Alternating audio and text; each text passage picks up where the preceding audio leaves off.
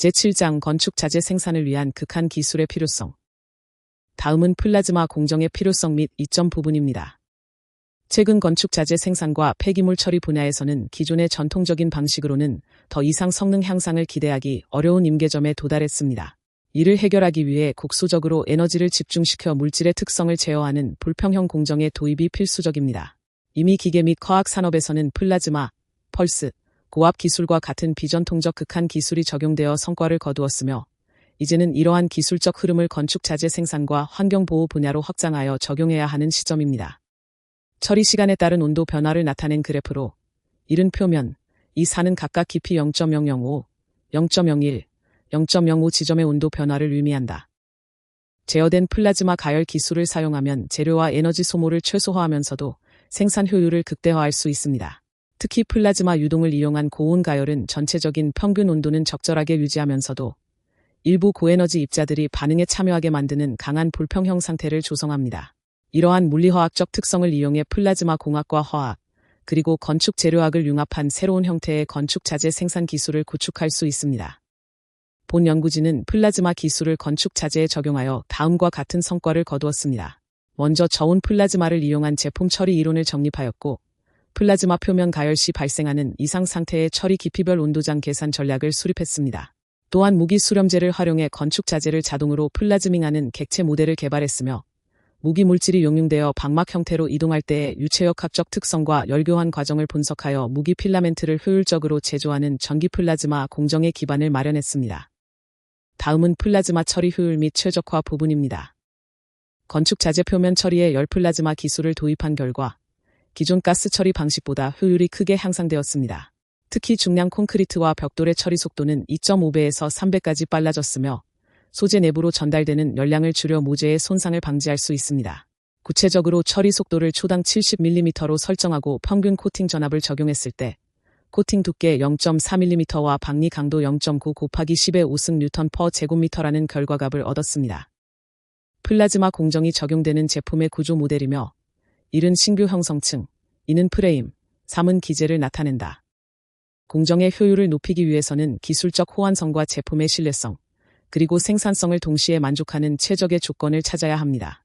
특히 유리질 코팅이 형성될 때의 물리화학적 변화를 이해하는 것이 중요한데, 기존에는 저온 플라즈마 처리 시의 온도장 데이터가 부족한 실정이었습니다. 온도장은 제품의 접착 강도와 내동 결성 등에 직접적인 영향을 미치기 때문입니다. 이를 해결하기 위해 증발, 형성, 용융과 같은 상변화에 따른 열전도도와 비열의 변화를 반영한 이상 스텝한 문제를 풀이하였으며, 음함수법 차분법을 통해 수치 해석 모델을 구현했습니다.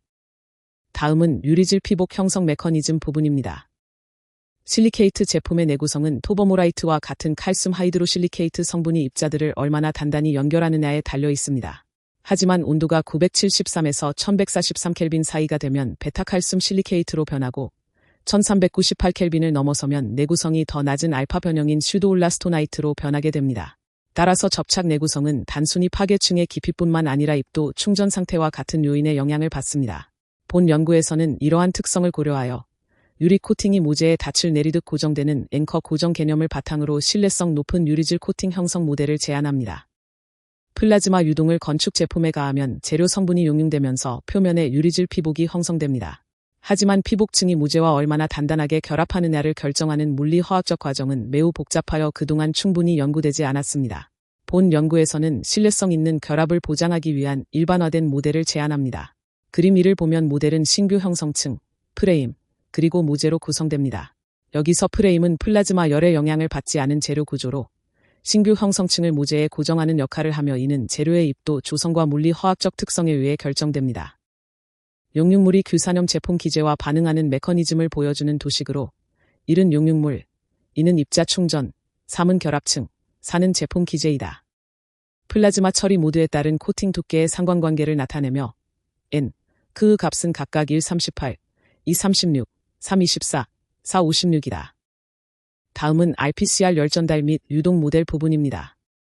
회전 반응기 RPCR 내 용융막의 열교환 체계를 나타낸 도식이다.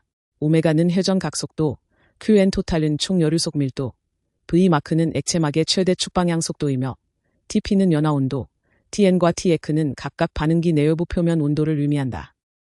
프레임의 구조를 수학적으로 정의하기 위해 디리클레 조건을 도입합니다. 시간 t에 따른 프레임의 높이 ht는 유한한 값을 가지며 주기 t 내에서 극값을 갖는 주기함수로 따라서 포리의 급수로 표현할 수 있습니다. 다만 실제 대상의 진폭이나 주파수, 이상값을 정확히 산출하는 데는 한계가 있습니다. 이를 해결하기 위해 비균질 구조에서 발생하는 플라즈마와 물질의 상호작용을 확률적으로 모델링하고 강한 결합이 형성된 사례들의 통계적 데이터를 일반화하는 방식을 채택했습니다. 실리케이트 벽돌의 사례를 통해 구체적인 결합 메커니즘을 살펴보겠습니다. 그림 3과 같이 구조는 용융 영역, 입자 충전재, 연결층, 모재로 나뉩니다. 용융물이 샌드와 같은 입자 충전재와 함께 녹았다가 냉각되면 유리질 프레임워크가 만들어지는데 이것이 피복과 모재를 묶어주는 앵커 역할을 합니다. 반면 열교환 과정에서 칼슘 하이드로실리케이트가 파괴되면 결합력이 약해진 연결층이 형성됩니다. 이 연결층의 두께는 표면 용융물의 양에 따라 결정됩니다. 결과적으로 피복이 모재에 강하게 결합하기 위해서는 C1과 같이 프레임의 깊이 드그가 피복 두께와 연결층 두께의 합보다 커야 한다는 조건이 충족되어야 합니다. 건축 제품 표면에 형성되는 유리질 피복의 구조는 입자 충전재의 크기인 dg, 피복층 두께인 ΔC, 그리고 연결층 두께인 Δ콘으로 정의됩니다. 여기서 피복층의 두께는 플라즈마 장치의 입력 전력과 처리 속도에 따라 결정되며 연결층의 두께는 재료가 파괴되는 온도까지 열이 얼마나 깊이 침투하느냐에 따라 달라집니다.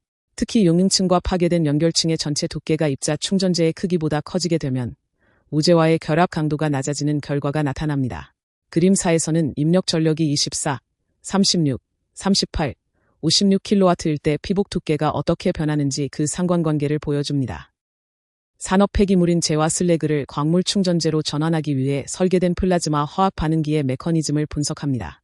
분말 전하가 투입되면 유사 액체 상태가 되어 늘어난 파라볼로이드 형태를 띠게 되는데 초기에는 열에너지가 부족하여 표면에 스컬층이 형성됩니다. 이후 원심력의 작용으로 용융된 유리질 질량이 이 스컬층 표면을 따라 미세한 막 형태로 이동하게 됩니다. 반응기가 초당 50에서 100라디안의 고속으로 회전할 때 용융막의 두께는 반지름에 비해 매우 얇다고 가정합니다.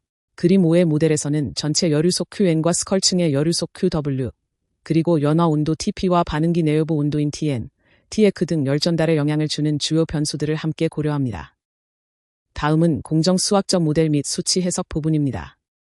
건축 제품의 유리질 코팅 형성 공정을 분석하기 위한 물리적 모델과 가정입니다. 먼저 반응기 벽면은 열전도율이 낮은 층을 통해 수동적으로 열을 차단하며 유체와 고체 경계면의 온도는 원료가 녹기 시작하는 연화 온도로 정의합니다. 시스템에 공급된 열은 원료를 용융시켜 필름 형태로 이동시키거나 스컬층을 통해 외부로 배출됩니다. 이때 용융 필름의 흐름은 층류로 가정하며 높이에 따라 축 방향 속도가 달라집니다.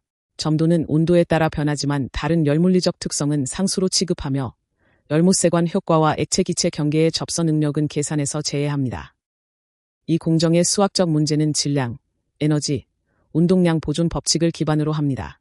용융 필름의 이동은 원심력에 의한 법선 압력과 압력 변화의 비례 관계로 정의하며 축 방향 속도는 관수 밀도를 통해 표현됩니다. 이를 통해 반지름에 따른 용융 온도를 결정하는 시기와 같은 3차 일반 미분 방정식을 도출할 수 있습니다. 여기서 테타는 무차원 온도를 의미하며 입사 여류속 Q와 벽면 여류속 QW가 주요 변수로 작용합니다. 또한 폐쇄 시스템에서는 식3과 같이 3개의 층을 거치는 열전달 경로를 상세히 분석합니다. 도출된 미분 방정식의 수치 해석을 통해 층의 두께와 열수지를 결정합니다.